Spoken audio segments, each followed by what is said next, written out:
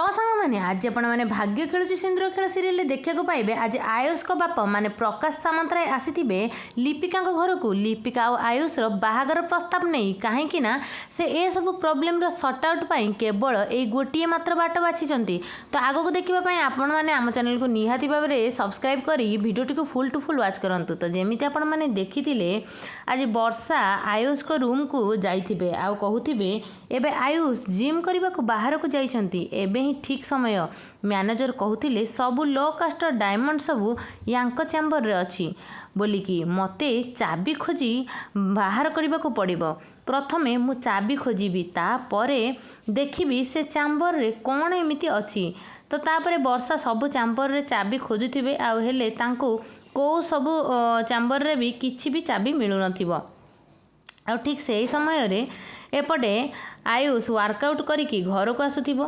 ठीक से समय रे तांको गोटे अलग नंबर रू कॉल आसीबो आउ से जेतेबेले कॉल टी को रिसीव करिवे सेतेबेले सेपटू अरुण मु इंस्पेक्टर अरुण दास कहूची एमिति किछि आसीबो आपण लिपिका दास सह कथा हुअंतु। तापरे आयुष कहिबे लिपिका दास किए से अरुण कहिबे आपण को असिस्टेंट लिपिका दास आपण बोधे आज न्यूज़पेपर पढ़ी नाहंती। तापरे आयुष कहिबे अच्छा मो असिस्टेंट सह आपणकर की काम अछि मिस। तापरे सेठी इंस्पेक्टर कहथिबे मिस्टर सिंह आपणक असिस्टेंट को चोरी केस रे दोषारोप करिसंती। तांकर एही अभियोग अछि कि से सब किछि चोरी करिसंती। आउ ए कथा सुनी आयुष पूरा पूरी आश्चर्य हो जाउथिबे आ कहउथिबे हेले ए सबु ठीक अच्छी आपण फोन रखंतु मु मिस्टर सिंह को सह कथा है कि कॉल करी। तापरे से न्यूज़ पेपर को देखिबे आउ कहबो कौन ए सब हेछि मु डायमंड को एक्सचेंज कर देइथिली तापाई गोटे एते बड़ हंगामा हो जाइछि। हेले एथिरे लिपिकांकर तो किछि भी भूल नहीं मते किछि गोटे करबा को पड़िबो कहिकी सेउटु न्यूज़ पेपर नहीं कि निज रूम को जाउथिबे। सेपटे वर्षा से चाबी को पाई जाइथिबा आ एई सबु एठू सेतेबेले ही आयुष तांको रूम को पाखरे जाई पहुँचीबा मात्रे एपटे सेतिकी बेले तांको पाखकु इशिकार कॉल आसीबो आउ वीडियो कॉल रे कथा है कि से भीतर को जिबे। वर्षा तांको देखी लुची पळे जाउथिबे आ एपटे आयुष तांको कहूथिबे अरे कथा कौन पूरा भाइराल हो जाइछ तमे ठीक अछ तो। तापरे आयुष कहबो हाँ मु तो ठीक अछि मोर कौन हबो।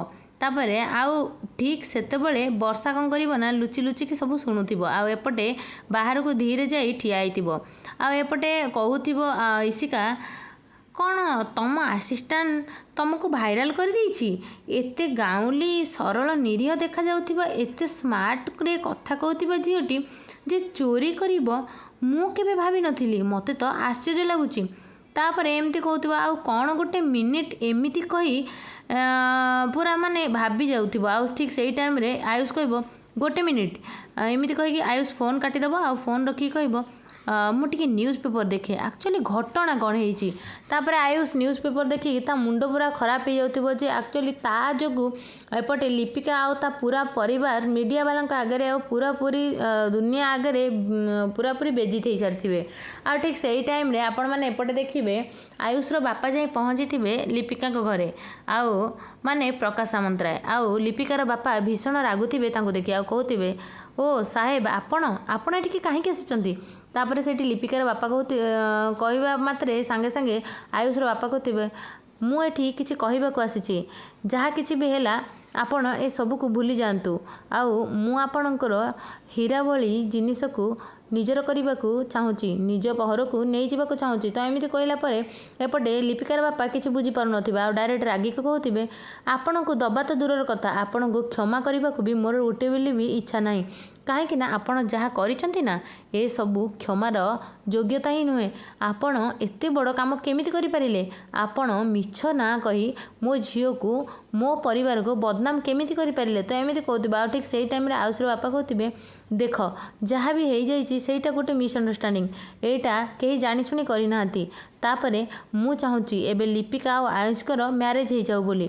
तो आपण मानक कौन लगुच सांग मैंने कौन ए मतामत रे लिपिका सह ता परिवार सामंतराय प्रकाश सामंतराय कथार राजी हेबे कि कौन सतरे लिपिका राजी हेब जे प्रकाश सामंतराय घर आयुष स्त्री हो रही आपण मतामत निश्चय कमेंट दे भल लगे लाइक कर दिंतु।